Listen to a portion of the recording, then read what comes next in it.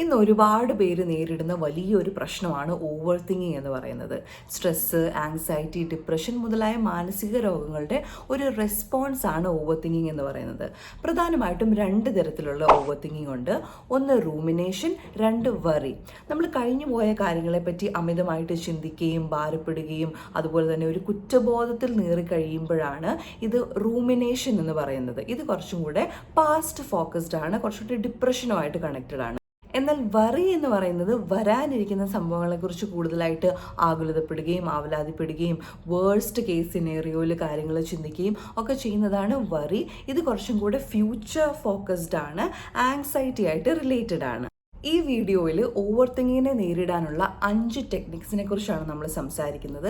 Cognitive behavioural therapy എന്ന psycho തെറാപ്പിയെ base ചെയ്തിട്ടുള്ള 5 techniques ആണ്. 5 ടെക്നിക്സും ഞാൻ ചാപ്റ്റേഴ്സ് ആയിട്ട് കൊടുത്തിട്ടുണ്ട്.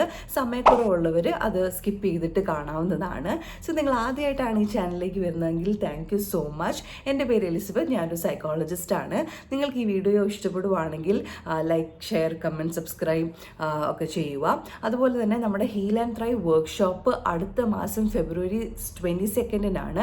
ഡീറ്റെയിൽസ് ഡിസ്ക്രിപ്ഷൻ ബോക്സിൽ കൊടുത്തിട്ടുണ്ട്, നിങ്ങൾക്ക് ചെക്ക് ചെയ്ത് നോക്കാം. ആ നമ്പറിൽ കോൺടാക്ട് ചെയ്താൽ ഡീറ്റെയിൽസ് കിട്ടുന്ന. ഒന്നാമത്തെ ടെക്നിക്ക് കൊഗ്നിറ്റീവ് റീസ്ട്രക്ചറിങ്.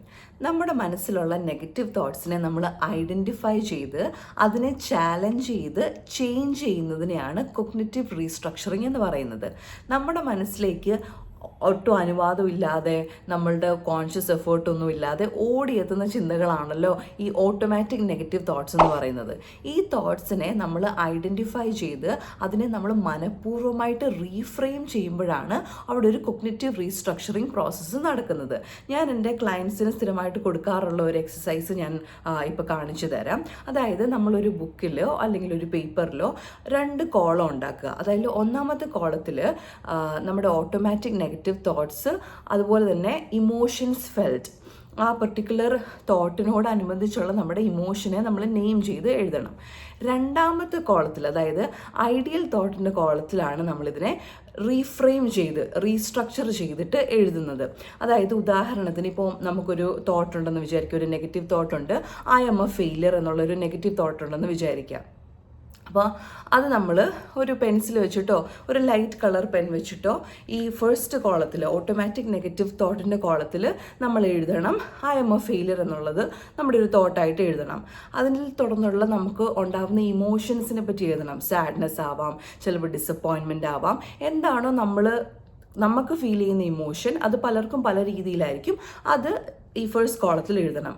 അതിനുശേഷം ഈ ഐഡിയൽ തോട്ടിൻ്റെ കോളത്തിൽ എങ്ങനെയാണ് ഈ തോട്ടിനെ നമ്മൾ നല്ല രീതിയിൽ പോസിറ്റീവായിട്ട് ഹെൽത്തി ആയിട്ട് റീഫ്രെയിം ചെയ്യേണ്ടതെന്നുള്ള രീതിയിൽ നമ്മൾ തന്നെ അത് എഴുതണം. അതായത് I may feel like A failure but I am working towards it, I will definitely B successful in life. അങ്ങനെ നമ്മൾ ഇതിനെ റീഫ്രെയിം ചെയ്ത് ഒരു ബ്രൈറ്റ് കളേർഡ് പെൻ വെച്ചിട്ട് എഴുതണം. ഇങ്ങനെ തോട്ട്സിനെ ഐഡൻറ്റിഫൈ ചെയ്യുന്നതും അതുപോലെ തന്നെ ആ പെർട്ടിക്കുലർ ഇമോഷൻസിനെ നമ്മൾ പേരെടുത്ത് വിളിച്ച് എഴുതുന്നതും നല്ല രീതിയിൽ ഇമോഷണൽ മാനേജ്മെൻറ്റിനും ഇമോഷണൽ പ്രോസസ്സിങ്ങിനും നമ്മളെ സഹായിക്കും. അതുപോലെ തന്നെ നമ്മുടെ തലച്ചോറിൽ വേരുറച്ചു പോയിരിക്കുന്ന ഭയങ്കരമായിട്ട് നമ്മൾ സ്ട്രോങ് ആയിട്ട് ബിലീവ് ചെയ്യുന്ന നെഗറ്റീവ് തോട്ട്സിനെയും ബിലീഫ്സിനെയും ഒക്കെ നമുക്ക് റീസ്ട്രക്ചർ ചെയ്യാനും റീപ്രോഗ്രാം ചെയ്യാനും ഉള്ള നമ്മളെ സഹായിക്കുന്ന ഒരു അടിപൊളി ടെക്നിക്കാണ് കൊഗ്നിറ്റീവ് റീസ്ട്രക്ചറിങ് എന്ന് പറയുന്നത്. ഇതിനെ പ്രധാനമായിട്ടും ഓർത്തിരിക്കാൻ വേണ്ടിയിട്ട് 3 C's എന്ന് പറഞ്ഞ് നമുക്ക് ഓർക്കാം.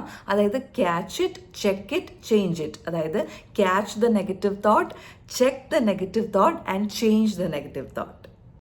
രണ്ടാമത്തെ ടെക്നിക്കാണ് വറി ടൈം. അതായത് ഈ നെഗറ്റീവ് ചിന്തകൾ നമ്മുടെ ലൈഫിൻ്റെ എല്ലാ മേഖലകളെയും ബാധിക്കുമല്ലോ. നമ്മുടെ പ്രൊഡക്ടിവിറ്റിയെ, നമ്മുടെ റിലേഷൻഷിപ്സിനെ, നമ്മുടെ സന്തോഷത്തെ, സമാധാനത്തെ, നമ്മുടെ ലൈഫിൻ്റെ ഫങ്ഷനാലിറ്റിയെ തന്നെ ഈ നെഗറ്റീവ് തോട്ട്സ് ബാധിക്കും. പക്ഷേ ഇത് നമ്മളെ മറ്റു മേഖലകളെ ബാധിക്കാതെ ഈ തോട്ട്സിനെല്ലാം നമ്മളൊരു ബോക്സിലിട്ട് അടച്ചു വെക്കുന്നതിനെയാണ് വറി ടൈം എന്ന് പറയുന്നത്. അതായത് സിമ്പിളാണ്. ഒരു 10-20 മിനിറ്റ് നമ്മൾ കണ്ടെത്തുക ജസ്റ്റ് ടു വറി. അതായത് ആ സമയത്ത്, ഈ ഒരു പെർട്ടിക്കുലർ സമയത്ത് നമുക്ക് എത്ര വേണമെങ്കിലും നമ്മൾ നെഗറ്റീവ് ചിന്തകളെ വരാൻ നമ്മൾ അനുവദിക്കുക. ആ സമയത്ത് നമുക്ക് ഇതെന്തുകൊണ്ട് വന്നു, എങ്ങനെ വന്നു, എന്തൊക്കെ കാര്യങ്ങളാണ്, അതുപോലെ തന്നെ ഇതിൻ്റെ വേഴ്സ്റ്റ് കേസ് സിനേറിയോ എന്താണ്, എത്ര വേണമെങ്കിലും നെഗറ്റീവായിട്ട് നമുക്ക് ചിന്തിക്കാം. അതായത് നമ്മൾ മനസ്സിനെ അലൗ ചെയ്യുവാണ് ഈ തോട്ട്സിനെ വരാനും അപ്പം തന്നെ ഇതിനെ പോകാൻ. വറി ടൈം കഴിഞ്ഞ ഉടനെ നമ്മുടെ മനസ്സിനോട് പറയുക, ഓക്കെ വറി ടൈം കഴിഞ്ഞു, ഇനി ഞാൻ ഇതിനെപ്പറ്റി ഒന്നും വറി ചെയ്യുന്നില്ല. ഇനി എന്തെങ്കിലും തോട്ട്സ് വരുവാണെങ്കിൽ നാളത്തെ വറി ടൈമിൽ അതിനെപ്പറ്റി ചിന്തിക്കാം. നമ്മൾ എന്നിട്ട് നമ്മുടെ ഡേ തുടർന്നുകൊണ്ട് പോവുക. ഇടയ്ക്കെങ്ങാനും ഈ നെഗറ്റീവ് ചിന്തകളൊക്കെ വരുവാണെങ്കിൽ അപ്പം തന്നെ ആ തോട്ട് സ്റ്റോപ്പ് ചെയ്തിട്ട് നോ, ഞാനിത് നാളെ വറി ടൈമിൽ ഇതിനെപ്പറ്റി ചിന്തിച്ചോളാം എന്ന് നമ്മുടെ മനസ്സിനോട് പറയുക. സോ ഇങ്ങനെ നമ്മൾ ചെയ്യുമ്പം ഈ നെഗറ്റീവ് തോട്ട്സിനെ നമ്മൾ കമ്പാർട്ട്മെൻ്റലൈസ് ചെയ്ത്, അതായത് ഇതിനെ ഒരു ബോക്സിലിട്ട് മാറ്റി വെക്കണ രീതിയിൽ, നമുക്ക് വേണ്ടപ്പം മാത്രം ഇതിനെ ഡീല് ചെയ്യണ രീതിയിൽ നമുക്ക് ഈ ഇമോഷൻസിനെ പ്രോസസ്സ് ചെയ്യാൻ വേണ്ടിയിട്ട് നമുക്ക് സാധിക്കും. അതായത് നമ്മൾ എപ്പോഴും പോസിറ്റീവായിരിക്കുക അല്ലെങ്കിൽ നെഗറ്റീവ് ചിന്തകളെ ആലോചിക്കാതിരിക്കുക എന്ന് പറയുന്നത് ഒരിക്കലും ഹെൽത്തി ആയിട്ടുള്ള മാർഗ്ഗമല്ല. നമുക്ക് നല്ല രീതിയിൽ നമ്മുടെ ഇമോഷൻസിനെ പ്രോസസ്സ് ചെയ്യുകയും മാനേജ് ചെയ്യുകയും ചെയ്യണമെങ്കിൽ നെഗറ്റീവ് തോട്ട്സിനെ നമ്മൾ വരാനും പോകാനും അനുവദിക്കണം. സോ ഈ വറി ടൈം നല്ല രീതിയിൽ നമ്മളെ ഹെൽപ്പ് ചെയ്യും. മൂന്നാമത്തെ ടെക്നിക്കാണ് ജേർണലിംഗ്. ഞാൻ ജേർണലിങ്ങിനെ കുറിച്ച് ഒരു വീഡിയോ ചെയ്ത സമയത്ത് എനിക്ക് കുറച്ച് ക്വസ്റ്റ്യൻസ് വന്നിട്ടുണ്ടായിരുന്നു. നെഗറ്റീവ് ഇമോഷൻസിനെ പറ്റി എഴുതാൻ പറ്റുമോ എന്നുള്ളത്. Yes, definitely. ആക്ച്വലി നമ്മൾ നെഗറ്റീവ് ഇമോഷൻസിനെ പറ്റിയിട്ടാണല്ലോ നമ്മൾ കൂടുതലായിട്ട് എഴുതേണ്ടത്, കാരണം അതാണല്ലോ ഏറ്റവും കൂടുതൽ നമ്മൾ പ്രോസസ്സ് ചെയ്യേണ്ടത്. സോ തോട്ട് ഡംപിങ് എന്നാണ് ഇതിനെ വിളിക്കുന്നത്. അതായത് നമ്മൾ മനസ്സിൽ വരുന്ന ചിന്തകൾ, അത് നെഗറ്റീവ് ആണെങ്കിലും പോസിറ്റീവ് ആണെങ്കിലും അതേപടി സത്യസന്ധമായിട്ട് പേപ്പറിലേക്ക് എഴുതി വെക്കുക. സോ ഇത് നമ്മൾ കൂടുതലായിട്ട് നമ്മുടെ തോട്ട്സിനെ ഒബ്ജക്റ്റീവായിട്ട് കാണാനും നല്ല രീതിയിൽ പ്രോസസ്സ് ചെയ്യാനും നമ്മളെ സഹായിക്കും. നിങ്ങൾ ഒരു ഭയങ്കര അലങ്കോലമായിട്ടുള്ള ഭയങ്കര കെയോട്ടിക് ആയിട്ടുള്ള ഒരു മുറി സങ്കല്പിച്ച് നോക്കിയേ, ഭയങ്കര പാടായിരിക്കും അതിനുള്ളിൽ ജീവിക്കാനല്ലേ. നമ്മൾ തപ്പി തടഞ്ഞു വീഴാം, സാധനങ്ങൾ എവിടെ വെച്ചിരിക്കുന്നതെന്ന് നമുക്ക് ഐഡിയ കാണത്തില്ല. സോ ഭയങ്കര ബുദ്ധിമുട്ടായിരിക്കും അല്ലേ. അതേസമയം നമ്മൾ അതൊന്ന് ക്ലീനപ്പ് ചെയ്യുവാണെങ്കിൽ എന്താ സംഭവിക്കുന്നത്? നല്ല ക്ലാരിറ്റി ഉണ്ടാവും, നല്ലൊരു റൂം ക്രിയേറ്റ് ചെയ്യപ്പെടുകയും ചെയ്യും. സോ സെയിം പ്രോസസ്സാണ് ഈ തോട്ട് ഡംപിങ് ജേർണലിങ്ങിൽ നടക്കുന്നത്. അതായത് നമ്മുടെ മനസ്സിലുള്ള ആവശ്യമില്ലാത്ത ചിന്തകളെല്ലാം നമ്മൾ പേപ്പറിലേക്ക് എഴുതി വെക്കുമ്പം നല്ല ക്ലാരിറ്റി ഉണ്ടാവുകയും നമ്മളൊരു മെൻ്റൽ റൂം ക്രിയേറ്റ് ചെയ്യും. കൂടുതൽ പ്രൊഡക്റ്റീവായിട്ടുള്ള നല്ല ക്രിയേറ്റീവായിട്ടുള്ള കാര്യങ്ങളെ നമുക്ക് അക്കോമഡേറ്റ് ചെയ്യാൻ വേണ്ടി. നാലാമത്തെ ടെക്നിക്ക് മൈൻഡ്ഫുൾനെസ് ആൻഡ് ഗ്രൗണ്ടിങ്. അതായത് മൈൻഡ്ഫുൾനെസ് എന്ന് പറയുന്നത് നമ്മൾ പ്രസൻറ്റിൽ ജീവിക്കുക എന്നുള്ളതാണ്. ഞാൻ വീഡിയോയുടെ തുടക്കത്തിൽ പറഞ്ഞായിരുന്നു, ഓവർ തിങ്കിങ് എന്ന് പറയുന്നത് ഒന്നെങ്കിൽ നമ്മൾ പാസ്റ്റിനെ ഓർത്ത് വറി ചെയ്യുന്നതായിരിക്കും, അല്ലെങ്കിൽ ഫ്യൂച്ചറിനെ ഓർത്ത് വറി ചെയ്യുന്നതായിരിക്കും.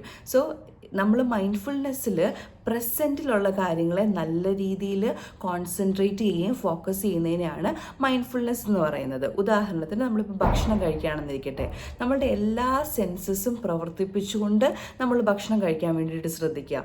അതായത് ടേസ്റ്റ്, അതിൻ്റെ ടെക്സ്ചർ, അതിൻ്റെ സ്മെല്ല്, അതെങ്ങനെയാണ് നമ്മൾ ഫീൽ ചെയ്യുന്നത്, എല്ലാ കാര്യങ്ങളും നമ്മൾ നല്ല രീതിയിൽ ആ ഒരു കഴിക്കുമ്പോൾ ആ ഒരു പ്രോസസ്സിൽ കംപ്ലീറ്റ് ആയിട്ട് എൻഗേജ്ഡ് ആയിരിക്കുമ്പോഴാണ് നമ്മൾ മൈൻഡ്ഫുള്ളായിട്ട് ഈറ്റ് ചെയ്തു എന്ന് പറയുന്നത്. ഇത് നമ്മളുടെ പല ആക്ടിവിറ്റീസിലും നമുക്കിത് പ്രാക്ടീസ് ചെയ്യാം. അതുപോലെ ഗ്രൗണ്ടിങ് ടെക്നിക്സ് കുറേ ഉണ്ട്. ഇപ്പോൾ 5, 4, 3, 2, 1 എന്ന് പറഞ്ഞൊരു ടെക്നിക്ക് ഉണ്ട്. അതായത് 5 things that you see, 4 things that you can touch, 3 things that you can hear, 2 things that you can taste, അല്ലെങ്കിൽ 1 thing that you can smell. അങ്ങനെ നമ്മൾ നമ്മുടെ സെൻസസിനെ കുറച്ചും കൂടെ ആക്റ്റീവ് ആക്കുന്ന ഒരു പ്രോസസ്സാണ് 5, 4, 3, 2, 1 ടെക്നിക്ക് എന്ന് പറയുന്നത്. ഞാൻ അത് ഡിസ്ക്രിപ്ഷൻ ബോക്സിൽ കൊടുക്കാം. അതുപോലെ തന്നെ സ്ക്വയർ ബ്രീത്തിങ്ങിൻ്റെ ഒരു വീഡിയോയുടെ ലിങ്കും ഞാൻ ഡിസ്ക്രിപ്ഷൻ ബോക്സിൽ കൊടുക്കാം. പിന്നെ മറ്റൊരു എക്സാമ്പിളാണ് കോൾഡ് എക്സ്പോഷർ. അതായത് നമ്മൾ ഭയങ്കരമായിട്ട് ഇങ്ങനെ നെഗറ്റീവ് തോട്ട്സിൽ ഇങ്ങനെ എൻഗൾഫ്ഡ് ആയിരിക്കുന്ന സമയത്ത് നമ്മൾ ഇങ്ങനെ ഐസ് ക്യൂബ്സ് വെച്ചിട്ടോ അല്ലെങ്കിൽ ഐസ് പാക്ക് വെച്ചിട്ടോ നമ്മളുടെ കൈയും മുഖവും ഒക്കെ ഒന്ന് ഇങ്ങനെ റബ്ബ് ചെയ്യുവാണെങ്കിൽ, അതല്ലെങ്കിൽ ഒരു കോൾഡ് ഷവർ എടുക്കുന്നത്, ഇതൊക്കെ നമ്മുടെ നെർവസ് സിസ്റ്റത്തെ റെഗുലേറ്റ് ചെയ്ത് നമുക്ക് നല്ലൊരു മൈൻഡ്ഫുൾ ആയിട്ടുള്ള തോട്ട് പ്രോസസ്സിലേക്ക് നമ്മളെ കൊണ്ടുവരാൻ സഹായിക്കും. അഞ്ചാമത്തെ ടെക്നിക്ക് ആക്ടിവിറ്റി സ്കെഡ്യൂളിംഗ്.